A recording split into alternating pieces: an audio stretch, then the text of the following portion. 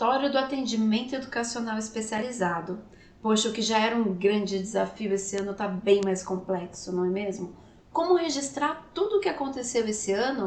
Se esse é uma das suas reflexões, as suas dúvidas, você está preocupado, preocupada com isso? Fica aqui comigo nesse vídeo porque eu trouxe 7 reflexões para te auxiliar nesse momento.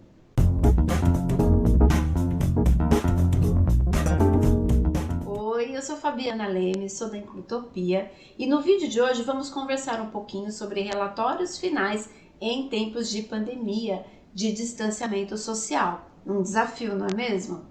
Mas antes de eu começar com as reflexões, me conta uma coisa. Já está inscrito aqui no nosso canal? Já ativou as notificações para não perder nenhum conteúdo que a gente posta aqui? Então aproveita, é rapidinho, é só clicar aqui em inscrever-se e ativar os sininhos das notificações para não perder nada, combinado? Para começar a nossa reflexão, é muito importante que a gente lembre que todos os instrumentais, os nossos modelos de relatório, os nossos modelos de avaliação não foram pensados para o que a gente viveu esse ano. A gente não tinha nem em mente que poderia ser feito um atendimento de forma remota, não é mesmo? Então, os nossos instrumentais, o que a gente sempre utilizou, mesmo os planejamentos individuais, eles não foram pensados para esse contexto. E hoje nós temos esses instrumentais, vamos utilizar sim, porque a gente precisa registrar o que aconteceu esse ano na vida desse aluno, mesmo que não tenha acontecido, mesmo que você não tenha conseguido contato com esse aluno, a gente precisa deixar isso registrado, porque esse aluno ele pode se movimentar de uma região para outra, de uma escola para outra, e o profissional que vai receber esse aluno no ano que vem, ele precisa saber o que aconteceu, até para ele ter mais dados para iniciar sua avaliação ou uma reavaliação no ano seguinte, quando a gente voltar com os atendimentos presenciais, combinado? Então vamos lá.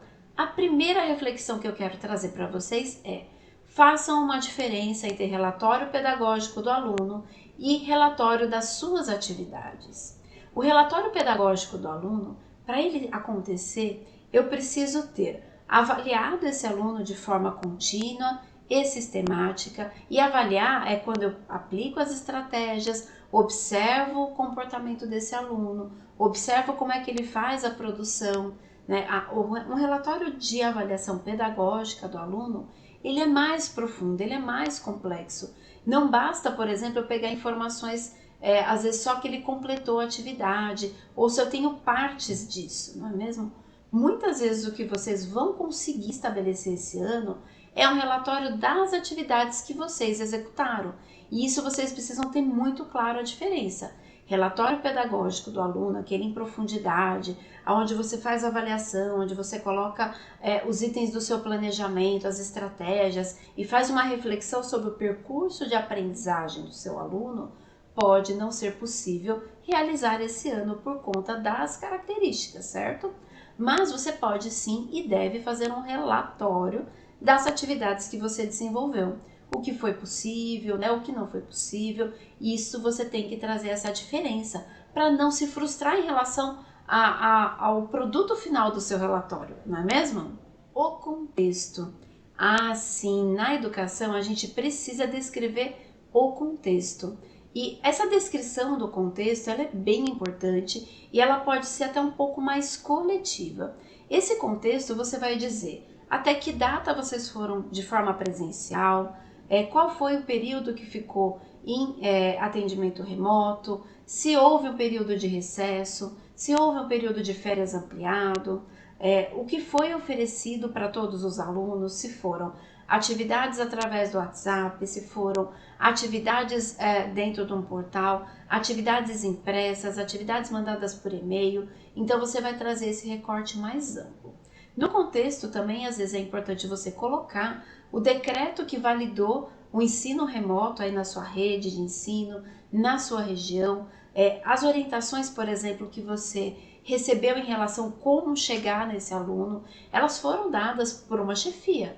Então você precisa trazer esse relato.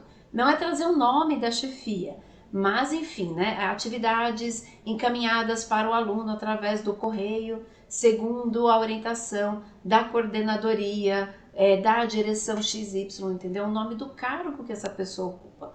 porque isso é importante trazer esse contexto de forma mais geral. E esse pode ser um texto até amplo e sendo replicado em todos os seus alunos que partilharam desse contexto comum. Dica número 3, sobre a frequência. Qual foi a sua frequência de contato com esse aluno? Você conseguiu conversar com ele semanalmente, quinzenalmente através do WhatsApp? Você conseguiu conversar através de telefone? Você conseguiu 2 contatos telefônicos? Você conseguiu, por exemplo, na entrega do material na escola, conversar com a família? Traga essa frequência. Não consegui nenhum tipo de contato desde março de 2020, ausência de contato, né? Às vezes a família está viajando, você não conseguiu, então você vai trazer esse panorama da frequência. Isso é individualizado para cada aluno. Cada um, né, segundo as suas possibilidades, segundo as condições, você teve um acesso, um tipo de frequência, ok? Dica número 4, seja realista, não é? A gente precisa trazer o que realmente aconteceu. Se você conseguiu fazer a videochamada e não conseguiu, por exemplo, executar as atividades, não conseguiu fazer a avaliação lá do esquema corporal, não conseguiu fazer a avaliação de leitura escrita de forma adequada, traga isso para esse contexto, traga o que foi possível fazer. Então, as videochamadas foram realizadas aí com o objetivo de manter o contato, de manter o vínculo, de estimular a criança e a família a realizar atividades voltadas ali para o desenvolvimento da linguagem, da socialização, da autonomia. Traga o que foi realmente executado com cada um dos seus alunos, o que foi possível fazer. Se não foi possível, você também vai trazer esse contato, essa realidade. Muitas vezes você encaminhava as atividades vinham preenchidas e uma tia trazia, por exemplo, para você na escola. Então, atividades recebidas, né, realizadas e recebidas através de uma tia que não soube informar se a criança teve dificuldade ou que ela conseguiu executar. Isso é trazer a realidade do que aconteceu para o contexto deste ano para o seu relatório. Dica número 5, não se desespere, tá? Não vai ser possível, muitas vezes, preencher todos os requisitos do seu relatório. Às vezes, né, principalmente por conta da dificuldade de acesso, falta de contato direto e a falta do nosso trabalho presencial, muitas vezes não foi possível que você avaliasse a linguagem, o esquema corporal, o nível de escrita, o nível de leitura. Muitas vezes o seu aluno não respondia bem à videochamada. Você não pode avaliar se ele adquiriu ou não aquele conhecimento, porque esse meio digital interfere na sua avaliação, interfere na resposta do seu aluno. É diferente. Então, muitos desses campos podem não ficar preenchidos. E aí, eu acho que a gente precisa ter tranquilidade, a gente não precisa se desesperar. Então, eu vou colocar lá dentro da questão do esquema corporal. Não foi possível avaliar de maneira remota, não é? A questão da questão da leitura escrita e alfabetização. Não foi possível avaliar qualitativamente o nível de leitura e de escrita do meu aluno, pois havia interferência em relação à videochamada, havia interferência em relação ao ambiente que ele estava, muitos distratores, né, muitas distrações em relação à atividade que a gente estava realizando.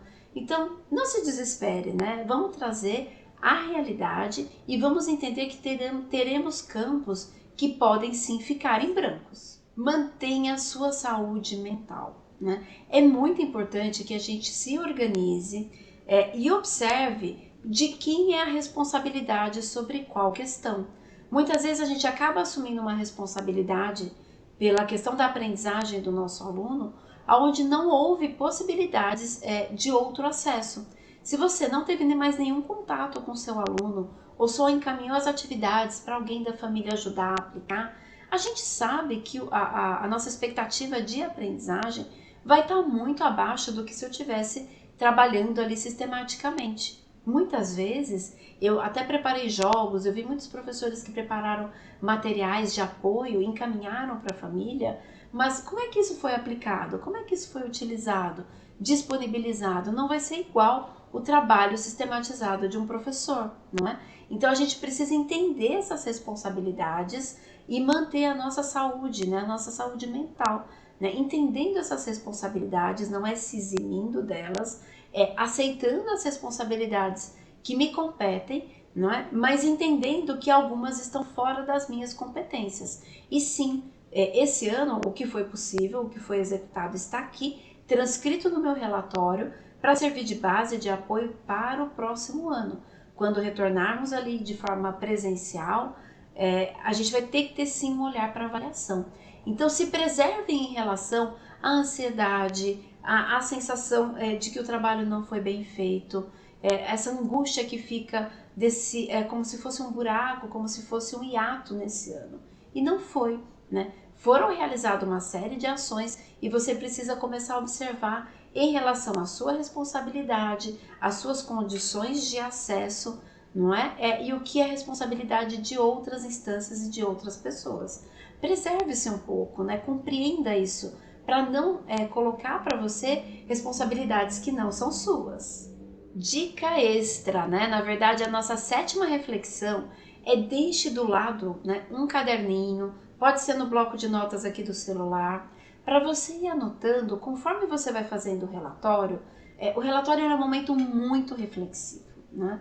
A gente acaba trabalhando de forma muito reflexiva quando a gente analisa tudo o que aconteceu no ano em relação ao nosso aluno, na vida escolar daquele aluno, daquela aluna, não é mesmo?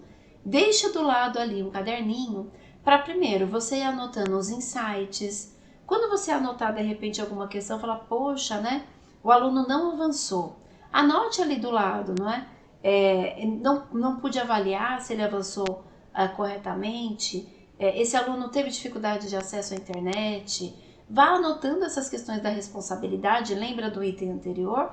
Para a gente ir cuidando da nossa saúde mental. Mas vá um passo além. Comece a observar as ideias que vêm quando você está escrevendo esse relatório. De uma atividade online que você fez com seus alunos, de um programa que você aprendeu a usar, de uma nova forma de estruturar o seu pensamento, o seu contato com a família, as formas que você conseguiu atingir algumas famílias. Vá anotando essas ideias, porque eu tenho certeza que vai te trazer insights muito bacanas e vão ter impacto na sua prática daqui para frente. A gente precisa trazer essas ideias para melhorar o nosso contexto e a nossa prática sempre, né? Sempre nesse processo de melhoria, certo? Mas agora eu queria que você me contasse uma coisa, já? A gente refletiu um pouquinho sobre as questões dos relatórios. Não é uma reflexão técnica, eu sei disso, mas me conta uma coisa, como é que está sendo para você esse processo? Vocês estão conseguindo executar essa questão dos relatórios? Estão com dificuldades? Querem conversar sobre algum tema específico? Aproveita aqui nos comentários, eu leio todos. E conforme eu vou lendo os comentários, eu vou trazendo novos conteúdos, eu vou respondendo e a gente vai conversando, certo? Eu espero vocês nos próximos vídeos. Muita sorte, muito sucesso, né? Que vocês fiquem bem, né, nesse momento dos relatórios. Um grande abraço e até os próximos!